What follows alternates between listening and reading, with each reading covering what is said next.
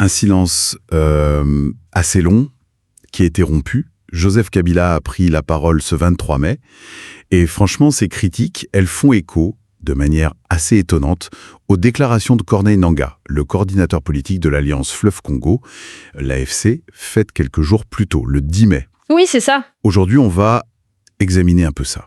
Ces ressemblances frappantes dans leur diagnostic sur la situation en RDC. On va essayer de décortiquer ça point par point. Et c'est une comparaison très intéressante, oui, parce qu'on a là deux figures, au parcours très différents, l'ancien président d'un côté, et puis l'ancien chef de la commission électorale, maintenant à la tête d'une rébellion armée. Rien à voir, à première vue. Exactement. Et pourtant, leur constat sur la crise actuelle, il semble converger sur plusieurs points clés. C'est ce parallélisme qui est assez notable et qui mérite qu'on s'y arrête. Alors, allons-y. Explorons ces points communs.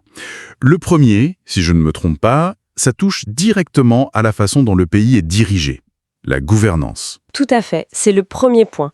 On note une condamnation très sévère de la gouvernance actuelle.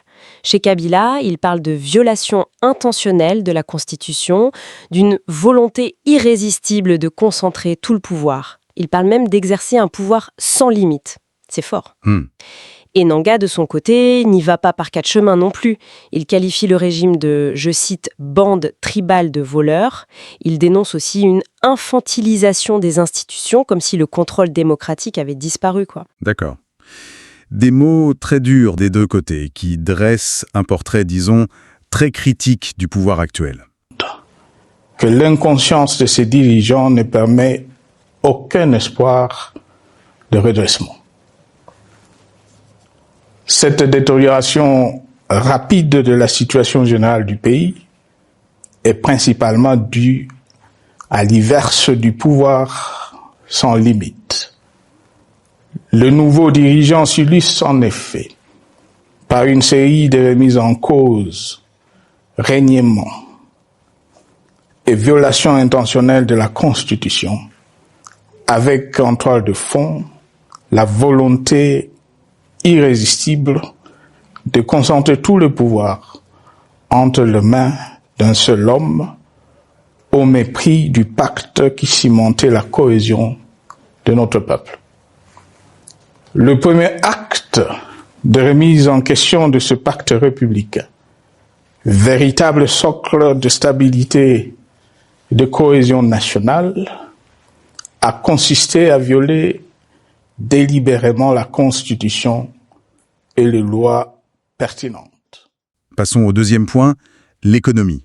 Oui, l'économie. Deuxièmement, une critique acerbe de la gestion économique et de la corruption.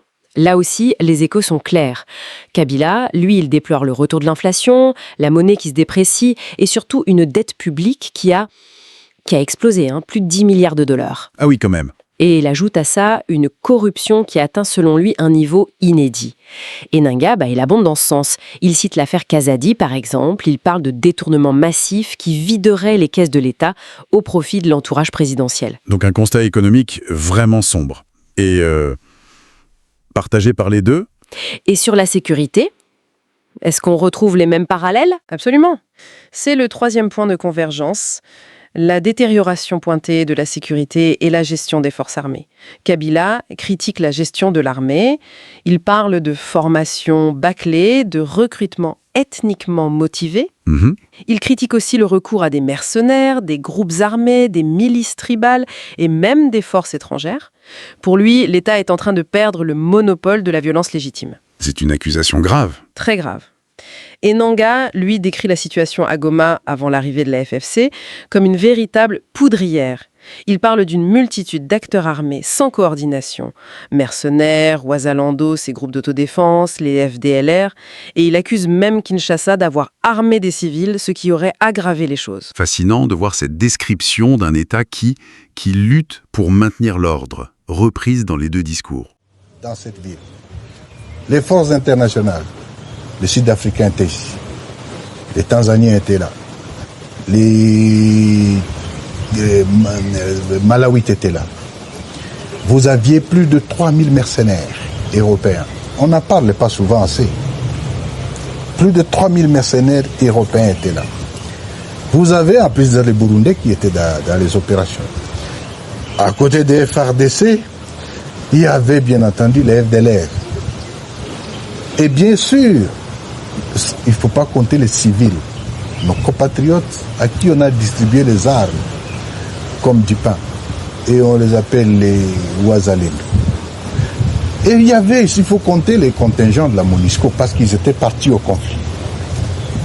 Toutes ces forces hétérogènes, hétéroclites, sans commandement unique, c'était une poudrière qui avait créé l'insécurité.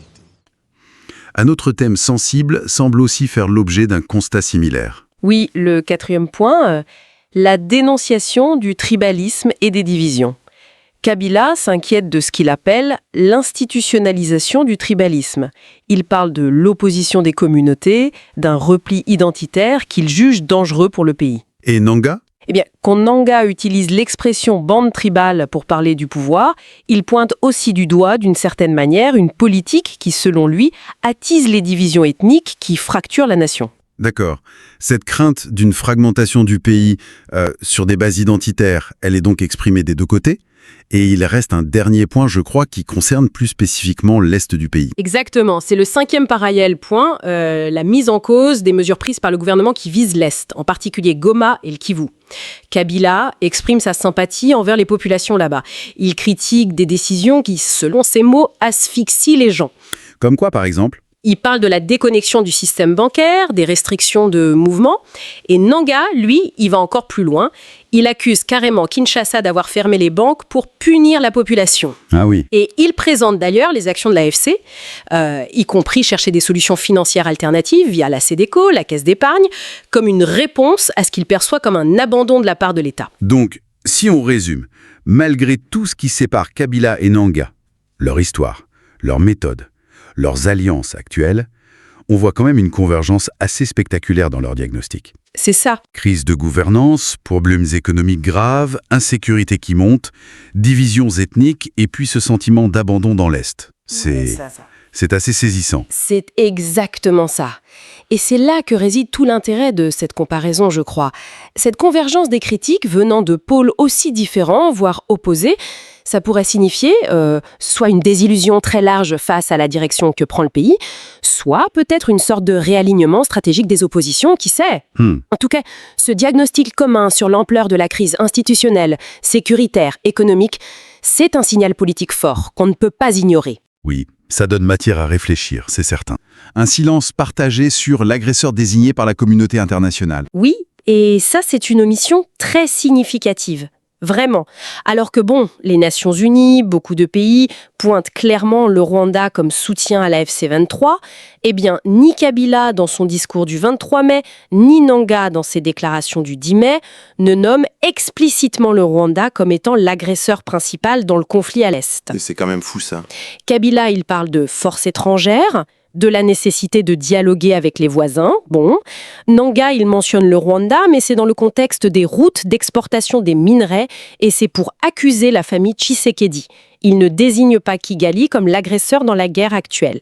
Donc oui, ce silence commun, il interroge fortement. Alors, si on essaie de résumer, on a critique virulente du pouvoir, accusation grave sur l'état de droit, la corruption, l'insécurité, un appel au changement, et ce silence commun sur le Rwanda. C'est un parallèle assez saisissant. Tout à fait. Cette similarité dans le diagnostic, dans les critiques, venant de ces deux personnalités, ça donne une résonance politique très particulière à leurs déclarations. Ça montre bien une perception de crise très profonde et qui est partagée par des acteurs majeurs, même s'ils sont opposés par ailleurs. Et puis, cette omission concernant le Rwanda, répétée dans les deux cas, ça soulève inévitablement des questions sur les stratégies, les alignements politiques en cours ou à venir peut-être. Voilà qui donne matière à réfléchir, c'est sûr. Ce parallélisme dans les discours et puis ce silence partagé sur un point qui est pourtant crucial et reconnu internationalement. Oui, ça pousse à se demander qu'est-ce qui se joue en coulisses ? Quelle dynamique politique, peut-être souterraine, ces déclarations révèlent-elles ? Et surtout, quelles pourraient en être les conséquences ? Pour l'avenir de la RDC, pour l'avenir de la région. C'est une question ouverte qui invite à suivre ça de très très près. Peut-être une dernière pensée pour conclure. Si des acteurs aussi différents que Joseph Kabila et Corneille Nangaa partagent un constat aussi critique, aussi sombre sur l'état de la nation, quelle question est-ce que ça soulève sur la profondeur réelle des défis auxquels la RDC est confrontée aujourd'hui? Au-delà, bien sûr, de leurs propres agendas politiques respectifs. C'est la question clé, effectivement. Merci de nous avoir suivis pour cette analyse.